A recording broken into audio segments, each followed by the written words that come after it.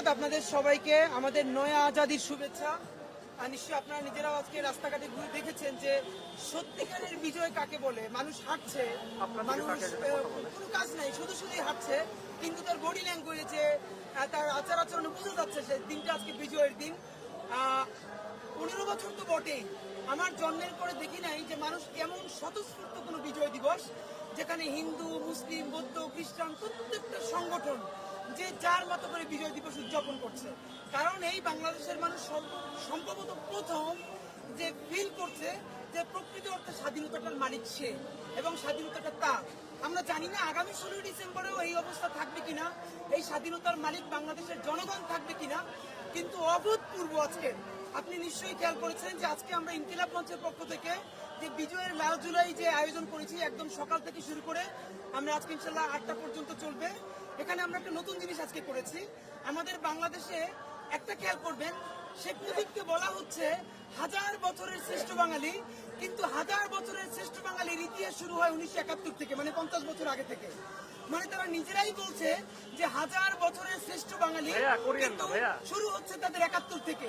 আমরা আমাদের ইতিহাসকে কারামুক্ত করেছি, আবার বলছি আমরা আমাদের ইতিহাসকে কারামুক্ত করেছি। এর মানে আমাদের ইতিহাস তো অন্তত 1000 বছরের।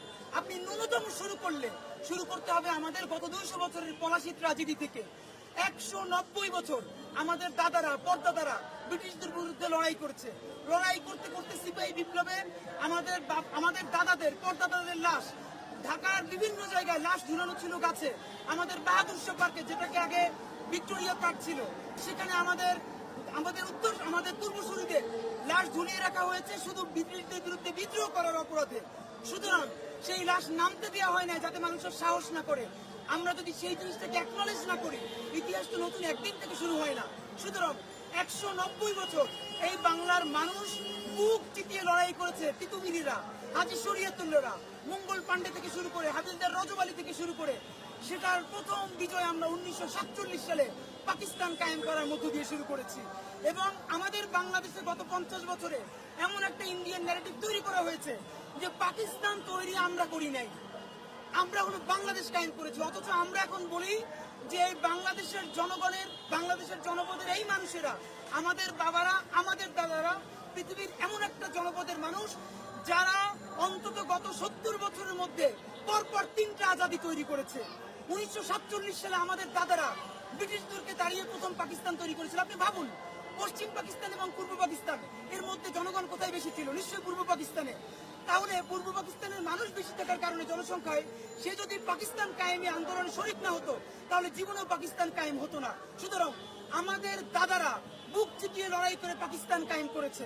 এমনকি তারা যে শেখ মুজিবের বইয়ের নাম বলে অসমাপ্ত আত্মজীবনী, সেটাও আওয়ামী লীগ পড়ে না, ছাত্রলীগও পড়ে না। তারাও তাহলে বুঝতো যে শেখ মুজিব পাকিস্তান কায়েম করার জন্য তার জীবন কিভাবে দিতে চেয়েছে। সুতরাং আমাদের 47কে ভুলিয়ে দেওয়া হয়েছিল, আমরা সেটা আর ইনশাল্লাহ আমরা ভুলতে দিব না। আমাদের বিজয়ের প্রথম আজাদির প্রথম ধাপ 1947। এরপরে 47 আমাদের আকাঙ্ক্ষা বাস্তবায়ন না হওয়ার কারণে আমরা বাংলাদেশ আবার একটা 1971 করলাম। এবং অত্যন্ত, আজকে আপনাদেরকে বলি, আপনি নিশ্চয়ই দেখেছেন নরেন্দ্র মোদী টুইট করেছে যে এই যুদ্ধ ছিল ভারত পাকিস্তানের এবং ইন্ডিয়া উইন করেছে। এটা তো আজকের নতুন ন্যারেটিভ না। এই যে পাশের সৌরার্দি উদ্যানে 16 ডিসেম্বর যেদিন বাংলাদেশ স্বাধীন হলো বিজয় দিবসে, সেদিন পাকিস্তানের নিয়াজি কার কাছে আত্মসমর্পণ করেছিল? সেদিন তো ওসমানী ছিল না, বাংলাদেশের পক্ষে কেউ ছিল না, ইন্ডিয়ান আর্মির কাছে তারা আত্মসমর্পণ করেছে। বাংলাদেশের কাউকে জানতে দেওয়া হয় নাই সেদিন ইমেজি ওসমানী কোথায় ছিল। আমি আজকে আপনাদেরকে জানাতে চাই, ইমেজি ওসমানী সিলেট থেকে হেলিকপ্টারে রওনা করেছিলেন সৌরার্দি উদ্যানে আসার জন্য। তার হেলিকপ্টার গুলি করে ভূপাতিত করা হয়েছে, অল্পের জন্য বেঁচে গিয়েছেন। এবং সেই গুলি কারা করেছে? ওপার সীমান্ত থেকে গুলি করা হয়েছে, যাতে ইমেজি ওসমানী বাংলাদেশের পক্ষে প্রতিনিধিত্ব না করতে পারেন। এইভাবে আমাদের 71 অর্জন ভারত এবং আওয়ামী লীগ কুক্ষিগত শুধু করে নাই। আপনি খেয়াল করেন, আজকে তারা বলছে এই যুদ্ধ ভারত পাকিস্তানের। তাহলে তারা কি করেছে? তারা এই যে আওয়ামী লীগ বলছে 30 লক্ষ শহীদ, আজকে দুইটা দায় ভারতের এবং আওয়ামী লীগকে বাংলাদেশের মানুষের নতুন করে প্রশ্ন করতে হবে। প্রথম দায়, ভারত বলছে ভারতের 7 সিস্টার্স মানে রক্ষা করবার জন্য তার অত্যন্ত জরুরি ছিল পূর্ব পাকিস্তান ভেঙে দেয়া। আমি আপনাদেরকে আজকে দ্বিধাহীন কণ্ঠে বলতে চাই, 1971 সনে ভারত যদি আমাদের সাথে নাও থাকতো, 81-তে অথবা 91-তে অথবা 2001-এ নইলে 2011-তে আমরা স্বাধীন হতাম। ভারতের সাহায্যে আমাদের কোনদিন স্বাধীন হওয়া লাগতো না। কারণ পৃথিবীতে একই ভূখণ্ডের মধ্যে এখন 3-4টা দেশ স্বাধীন হয়ে যায়। সেখানে 1000 মাইল দূরে একটা নতুন দেশ, অন্য দেশ যার সংস্কৃতি ভিন্ন, মাঝখানে শত্রু দেশ, এই দুই পাকিস্তান কোনোদিনই একসাথে থাকতো না। একমাত্র ভারতের ষড়যন্ত্রে এবং আওয়ামী লীগের নির্বুদ্ধিতার কারণে, আমার বলছি রাজনৈতিক হঠকারিতার কারণে, আওয়ামী লীগের কারণে, ভারতের কারণে আমাদের লক্ষ লক্ষ জান দিতে হয়েছে 1971 সনে।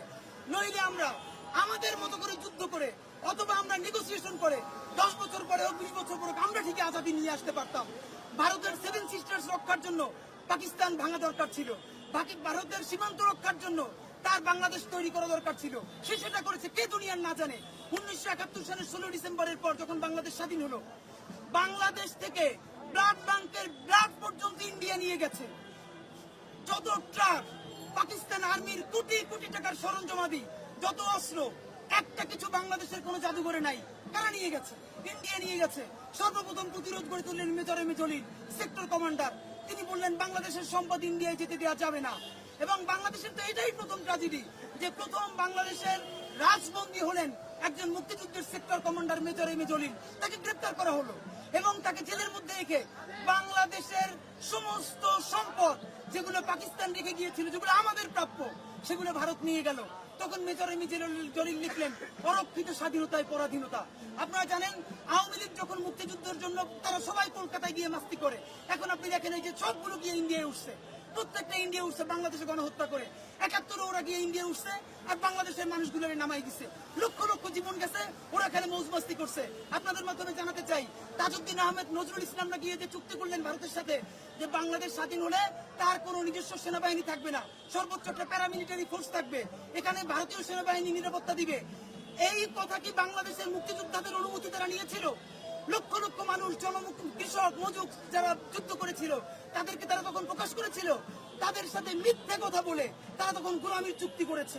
তাহলে আজকে আওয়ামী লীগকে প্রশ্ন করতে হবে, তারা যে এই মিথ্যা চুক্তি করে বাংলাদেশের জনগণকে মিথ্যা কথা বলে তাদের জীবন নিয়ে তারা গিয়ে ভারতের সাথে গোলামির চুক্তি করেছে, সেই মুক্তিযুদ্ধের ব্যবসা সে কিভাবে এতদিন করলো?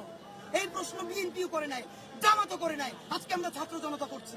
দ্বিতীয়ত, ভারত এখানে যা কিছু করেছে তার থেকে 1000 কোটি গুণ জিনিস নিয়ে গেছে। আমাদেরকে আজও শিখানো হয় কি আমাদেরকে ভারতের প্রতি কৃতজ্ঞ থাকতে হবে। কেন?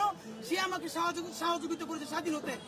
নতুন দিন এসেছে, আমরা বলছি ভারত প্রতিদিন বাংলাদেশের কাছে সকাল সন্ধ্যা মিনিমাম 2 বার বাংলাদেশকে সিজদা দিবে। কারণ তাদের তো সিজদা দিতে আপত্তি নেই, কারণ তাদের শিরিকেরও কোনো ব্যাপার নাই। বাংলাদেশ যদি 1971 সনে ভারতকে সাহায্য না করতো তাহলে আজকে 7 সিস্টার্সের 7টা নতুন দেশ হয়ে যেত। বাংলাদেশ যদি 1971 সালে নিজের জীবন না দিত তাহলে তার সীমান্ত আজকে অরক্ষিতই শুধু হতো না। আপনি ভাবেন, ভারতের এক পাশে চীন পারমাণবিক রাষ্ট্র, আর এক পাশে পশ্চিম পাকিস্তান পারমাণবিক রাষ্ট্র।